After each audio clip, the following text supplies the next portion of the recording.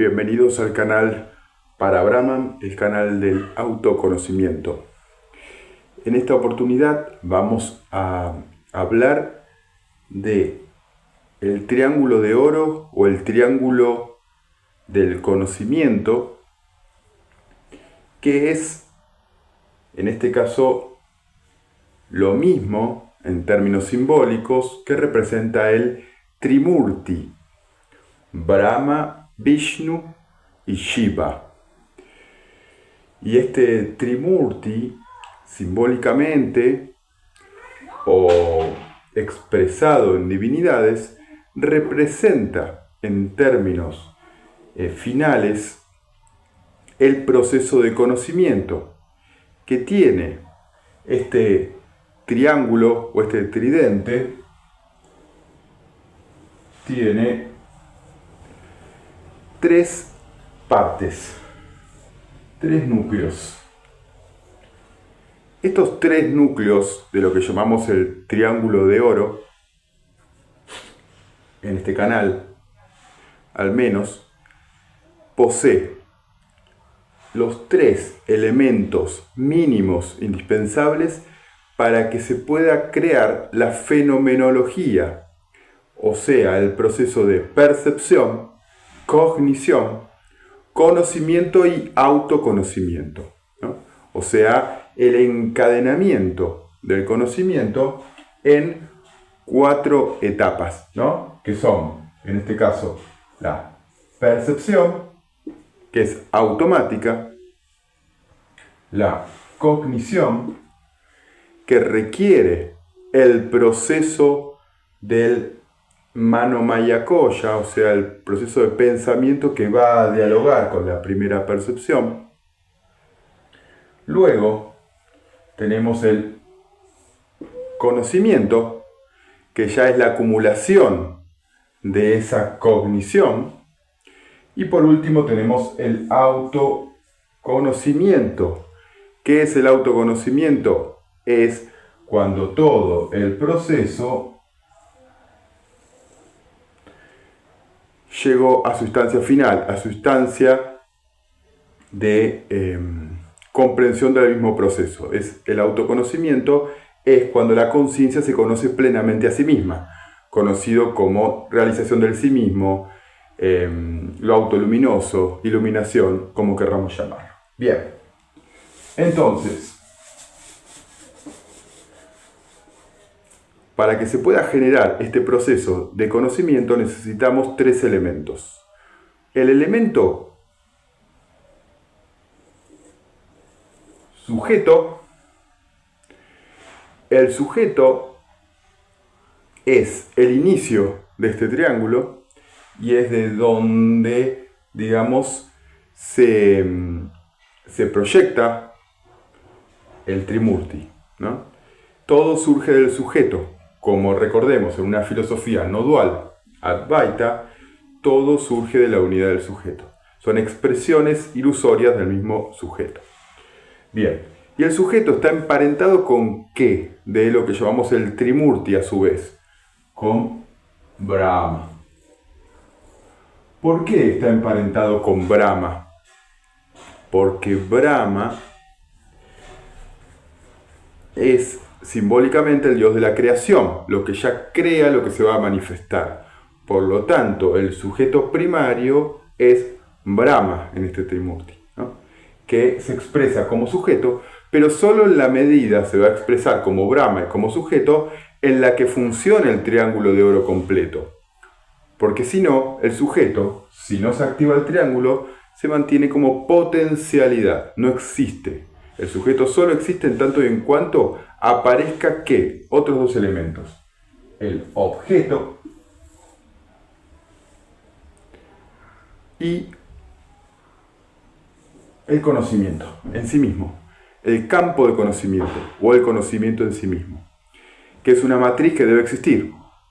Porque si no hay una matriz de conocimiento, un código común, una vibración común, no puede existir, en este caso, el triángulo completo de los tres elementos, ¿no? Bien, entonces, el objeto va a estar identificado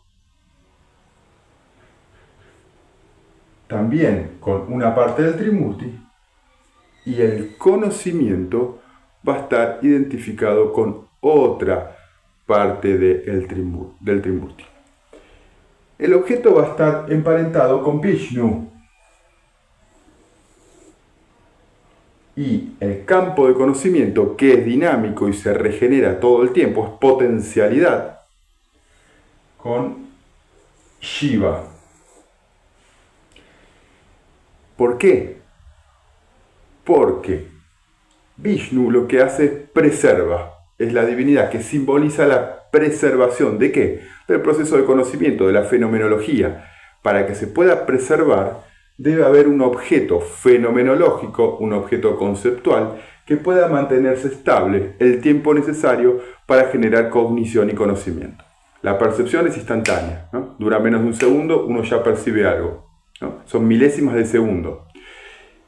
Es automático. Uno no tiene que hacer nada. La cognición ya necesita hacer un esfuerzo para mantener ese objeto conceptual.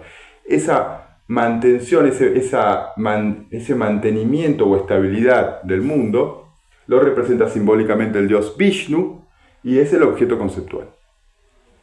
Luego tenemos entonces en este triángulo de oro el campo de conocimiento o el conocimiento, podemos llamarlo como quiero, o la fenomenología en general. Y esto va a representar a Shiva. ¿Por qué? Porque la fenomenología es revolucionaria. Es como si fuera un campo de potencialidades subatómicas que van revolucionando en relación a ¿qué? A las cualidades, las tres vibraciones, sattva, rajas y tamas, y los 5 elementos. Y esos combustionan o chocan o explotan ¿con qué? Con la proyección, ¿no? Con el rayo de la percepción del sujeto. Entonces hay un choque entre el sujeto y el objeto, y ese choque es como una explosión.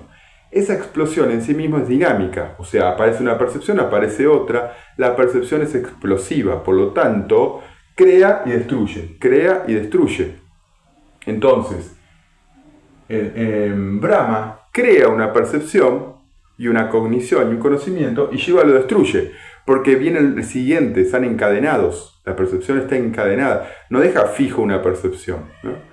Cada percepción es como una fotografía, cada cognición como una película, pero se debe renovar por la misma potencialidad e inercia de la fenomenología de Shiva.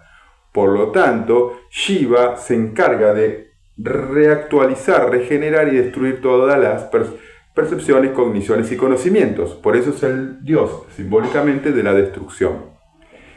Y todo este triángulo, digamos, conceptual, vendría a ser como un ojo, como una nave, como algo que va surcando con estos 3 elementos y va creando el mundo a medida que lo percibe.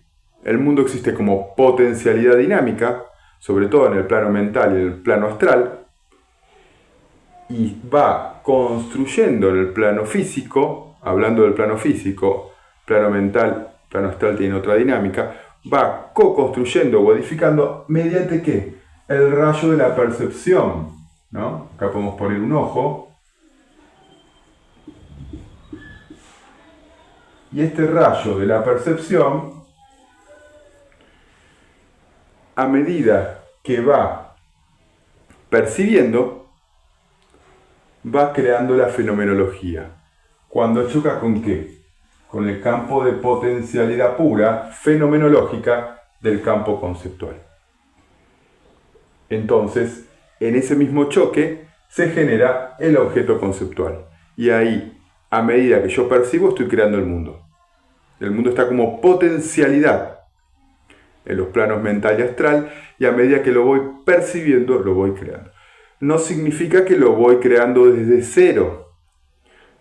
Existe como potencialidad, ¿no? O sea, alguien que pinta un cuadro, ¿no? Por ejemplo, no crea una pintura desde el más absoluto cero, ¿no? Pinta en base a su propia memoria, a el tipo de atril que tenga, el tipo de pincel que tenga, la experiencia o práctica que tenga, y en base a eso va a ir creando la fenomenología, en forma casi inconsciente, mientras percibimos y generamos cogniciones. Es un diálogo de la realidad. ¿Y qué es lo que mantiene esa potencialidad que tenga más probabilidades de que yo pueda percibir, no sé, en este campo fenomenológico, no sé, hay más probabilidades de que yo pueda percibir una manzana que cualquier otro objeto? Es muy simple. La probabilidad en base a los samskaras, que son la acumulación de conocimiento potencial, la memoria de la misma conciencia.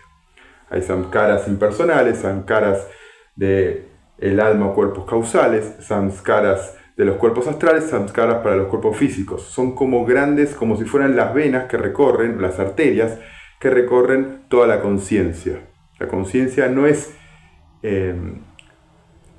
neutra en un sentido, digamos, de tabla hoja en blanco, sino que es una probabilidad, pero en base a ¿qué? A experiencias de probabilidad ya transitadas, a memorias que están como potencialidad, porque la conciencia se expresa, recoge el conocimiento y se vuelve a expresar, pero no desde cero, siempre aprende de sí misma, porque la conciencia enseña la conciencia. Bien, entonces, el triángulo de oro es el modelo para poder no solo percibir,